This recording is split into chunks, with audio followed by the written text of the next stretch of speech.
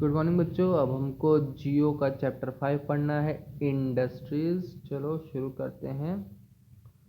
यहाँ से शुरू करते हैं। सेकेंडरी एक्टिविटीज़ और manufacturing changes raw material into product और मोर वैल्यू टू पीपल। अब देखो, सेकेंडरी एक्टिविटीज़ या मैन्युफैक्चरिंग हमने इससे पहले वाले में चैप्टर में हमने पढ़ रखा है। तो इसका मेन काम क्या है, ये लोग काम ये करते हैं, यहाँ पे ऐसे काम किए जाते हैं कि रॉ मटेरियल को यूज़ करके उनको एक यूज़ करने लायक सामान बनाया जाता है। जैसे गन्ना होता है, गन्ना हर कोई यूज़ नहीं करता, तो ये लोग गन्ने को as a raw material use करके, ठीक है, उसकी चीनी बना के हमें देते हैं। ठीक है, तो ये काम होता है सेकेंडरी एक्टिविटीज़ का। As you have seen, pulp was changed into paper and paper into a notebook. This represents two stage of the manufacturing process. ठीक है, यहाँ पे बताया गया है कि पेड़ की छाल से पल्प बना के उसका पेज बनता है, फिर पेज की बनती है कॉपी, है ना। मीन्स दो बार चीज़ें बनाई गई हैं। ठीक है, the paper made from pulp and cloth made from cotton have had value added to them at each stage of the manufacturing process. In this way, the finished product has more value and utility than the raw material that it made from. ठीक है, अब यहाँ पे बताया ये क्या है कि जो पल्प से हम बनते हैं, पेज बनते हैं, और कॉटन से बनते हैं कपड़े। तो ये सब काम क्या है, ये जो मैन्युफैक्चरिंग का काम है, इससे उस सामान की वैल्यू को बढ़ा दिया जाता है। मीन्स उसमें वैल्यू ऐड किया जाता है। जैसे पल्प हमारे किसी काम का नहीं है, उसकी कोई अभी वैल्यू नहीं है, लेकिन जब उस पल्प को हम पेज में बदल देंगे, ठीक है, तो उस पेज की फिर वैल्यू बढ़ जाएगी। और जब उस पेज को हम कॉपी में बदल देंगे तो उसकी वैल्यू और बढ़ जाएगी। ठीक है, तो यही काम होता है मैन्युफैक्चरिंग प्रोसेस का, कि वो सामान की वैल्यू और उसकी यूटिलिटी को बढ़ा दे। मीन्स हम उसको और अच्छे से यूज़ कर पाएँ। Industry refer to an economic activity that is concerned with production of good, extraction of mineral or the provision of service। ठीक है, यहाँ पे इंडस्ट्री की डेफिनेशन बताई गई है कि ये एक टाइप की इकोनॉमिक एक्टिविटी होती है। मीन्स हमारे देश में ये एक इकोनॉमिक एक्टिविटी है जिसके थ्रू ये काम करती है गुड्स को बनाने का, ठीक है, और किसी जगह पे मिनरल्स को निकालने का, और अलग अलग टाइप की सर्विस प्रोवाइड कराने का। Thus we have iron and steel industries, production of good, coal mining industries, extraction of coal, and tourism industries, service provider. जो अभी हमने ऊपर तीनों पढ़े थे, देखो जैसे सामान जो बनता है, जैसे आयरन और स्टील को बनाया जाता है, ठीक है, और कोल की जो माइनिंग है, उसे माइन करके कोल को निकाला जाता है, ठीक है, और जो टूरिज्म होती, जो टूर के होते हैं ना पैकेज, वो क्या होते हैं, वो होते हैं सर्विसेज। ठीक है, तो इन सब चीज़ की भी इंडस्ट्रीज होती हैं। Classification of industries. अब इंडस्ट्रीज को कैसे बांट दिया गया है वो, industries can be classified on the basis of raw material size and ownership. अब रॉ मटेरियल साइज और उनके कौन ओनर होते हैं, उस पे इनको बांट दिया गया है। तो पहले देखते हैं कि रॉ मटेरियल के बेस पे कैसे बांटा गया है। रॉ मटेरियल इंडस्ट्रीज में बी एग्रो बेस्ड, ठीक है, mineral based, marine based and forest based depending on the type of raw material they use। अब देखो, जहाँ से भी हमें रॉ मटेरियल मिल रहा है, मीन्स जहाँ से रॉ मटेरियल ज़्यादा मिलता है उस बेस पे वो इंडस्ट्रीज बनाई जाती हैं। ठीक है, अब मान लो मेरा काम है बनाना ब्रेड। ठीक है, तो ब्रेड के लिए क्या चाहिए? आटा। और आटा कहाँ कहाँ से आएगा? गेहूं से। और गेहूं कहाँ से आएगा? खेत से। ठीक है, तो मुझे खेती से रॉ मटेरियल मिल रहा है, तो उसे मैं कहूँगा एग्रो बेस्ड इंडस्ट्रीज। ठीक है, और जैसे मुझे कोयला चाहिए। ठीक है, मुझे किसी काम के लिए कोयला चाहिए, तो कोयला कहाँ कहाँ से मिलेगा? जब मैं उसकी माइनिंग करूँगा, तो उसे कहेंगे मिनरल बेस्ड इंडस्ट्रीज। ठीक है, अब मान लो मुझे समुद्र से नमक बनाना है। ठीक है, तो नमक कहाँ कहाँ से आएगा? सी से। ठीक है, तो उसे कहेंगे मैरीन बेस्ड इंडस्ट्रीज। और जैसे मुझे बुक बनानी, तो बुक के लिए मुझे चाहिए पेज, पेज के लिए चाहिए मुझे पल्प, और पल्प के लिए चाहिए मुझे पेड़, और पेड़ कहाँ कहाँ पे होते हैं? जंगल में। ठीक है, तो उसे कहेंगे फॉरेस्ट बेस्ड इंडस्ट्रीज। ठीक है, समझ गए? मीन्स जहाँ से रॉ मटेरियल मिल रहा है उसी के बेस पे वो इंडस्ट्रीज होती हैं। Agro based industries use plant and animal based product as their raw material. ठीक है, जो एग्रो बेस्ड होते हैं वो प्लांट और एनिमल पे बेस होते हैं, वो ही उनके रॉ मटेरियल होते हैं। रॉ मटेरियल वो जिससे सामान बनता हो। Food processing, vegetable oil, cotton textile, dairy product and leather industries are example of agro based industries. अब एग्रो बेस्ड में सिर्फ खेती ही नहीं आती, क्योंकि जो किसान होते हैं वो खेती के साथ साथ गाय भैंस भी पालते हैं, शिप्स को भी पालते हैं ना।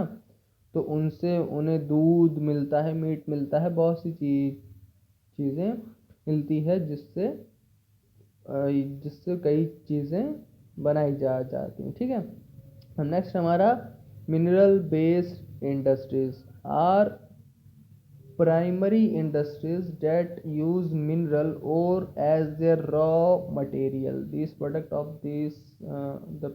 these industries feed other industries. अब देखो, जो मिनरल बेस इंडस्ट्रीज हैं वो एक टाइप से शुरुआती टाइप की है। मीन्स वो लोग कोयला निकाल के कोयला खुद यूज़ नहीं करते हैं, वो किसी और को देते हैं जो किसी और के काम में आता है। ठीक है, जैसे iron made from the iron ore is the product of mineral based industries. This is used as raw material of the manufacturing of a number of other products such as the heavy machineries, building material and railway coaches। अब देखो, जैसे घर पे तुम्हारे लोहे का सामान होगा। ठीक है, तो लोहा कहाँ कहाँ से आता है?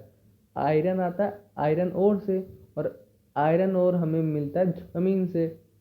तो हमने जब ज़मीन से माइनिंग करके आयरन ओर निकाला, तो हमने आयरन ओर निकाल के उसका आयरन तो बना लिया। ठीक, हमने वहाँ से रॉ मटेरियल लेके उसको थोड़ा प्रोसेस करके हमने उसकी वैल्यू बढ़ा दी। ठीक है, वो आयरन ओर से आयरन बन गया।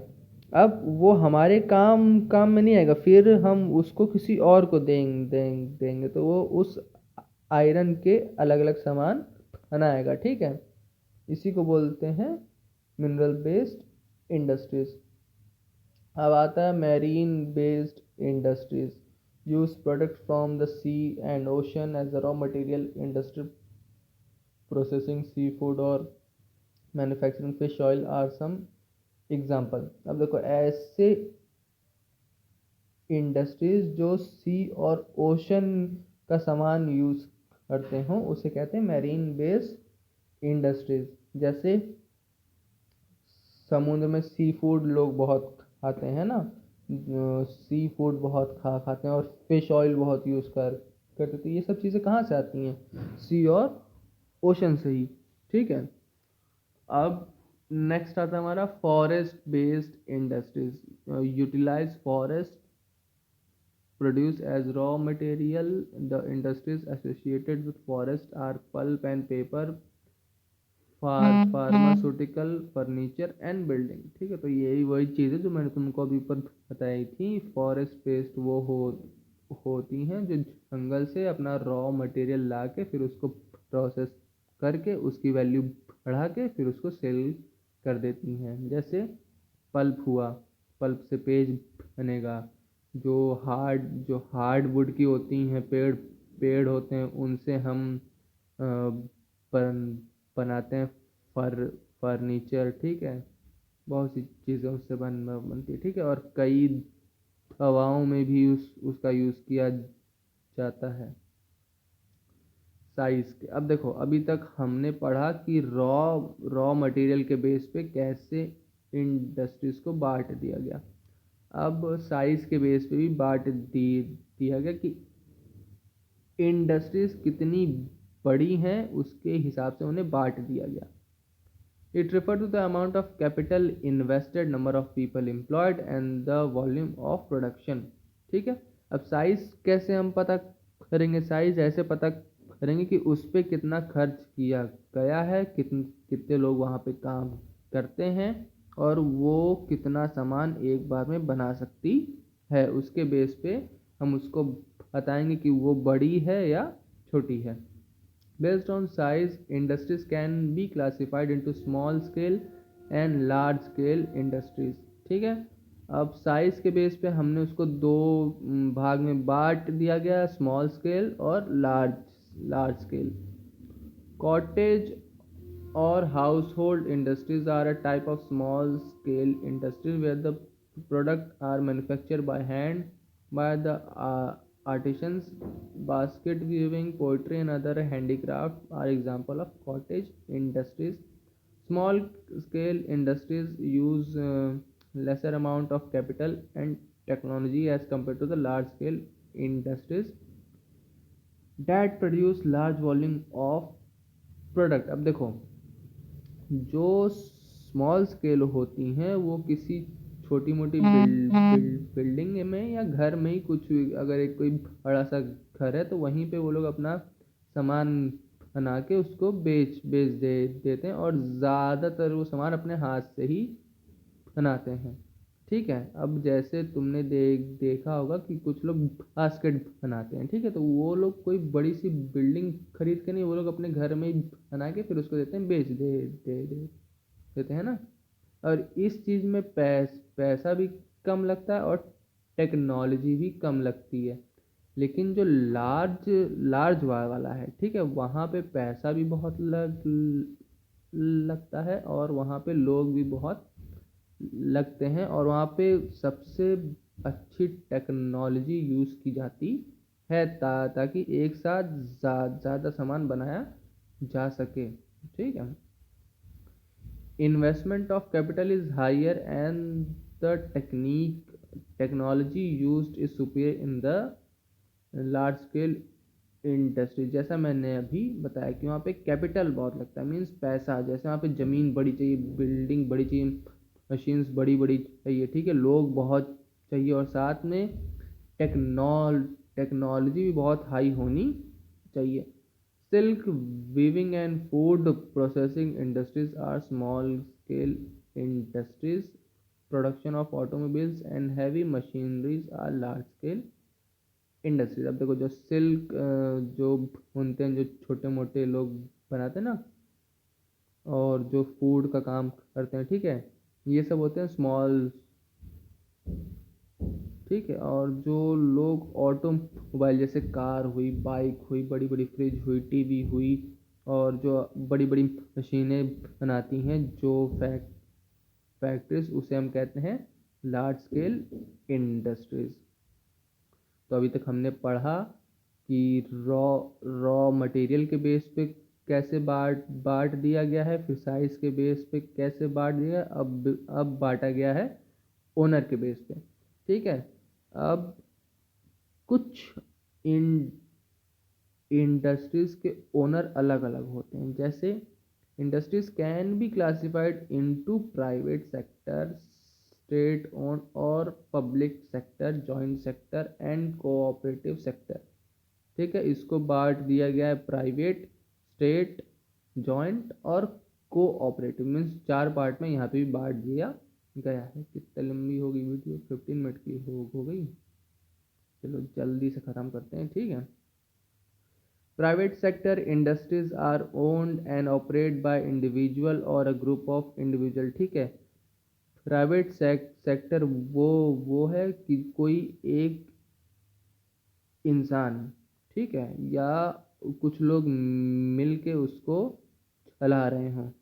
The public sector industries are owned and operate by the government such as हिंदूज aeronautic limited and steel authority of India limited, ठीक है। अब देखो, जो प्राइवेट हुआ उसको तो कोई भी खोल सकता है, लेकिन जो पब्लिक सेक्टर वाले हैं, ठीक है, उसको गवर्नमेंट चलाती है, ठीक है। अगर आपका कोई फैक्ट्री है या कोई बहुत बड़ी इंडस्ट्री है तो वो उसको हम कहेंगे प्राइवेट, लेकिन अगर कोई इंडस्ट्री गवर्नमेंट चला रही है तो उसे हम कहेंगे द पब्लिक सेक्टर इंडस्ट्री, ठीक है। और यहाँ पे कुछ नाम भी बताए गए हैं। जॉइंट सेक्टर किसे कहते हैं? Are owned and operate by the state and individual or a group of individual. जैसे ऐसी फैक्ट्रीज या ऐसी इंडस्ट्रीज जिसमें लोग भी हों और गवर्नमेंट भी हो, मीन्स कुछ परसेंट हिस्सा उसका आम लोग के लिए हो और कुछ परसेंट उस पर गवर्नमेंट का हक हो, ठीक है, उसे हम कहते हैं जॉइंट सेक्टर, ठीक है। जैसे Maruti Udyog limited are an example of joint sector industries, means इसका कुछ परसेंट भाग किसी एक का होगा और इसका कुछ परसेंट भाग गवर्नमेंट का होगा, ठीक है। Cooperative sector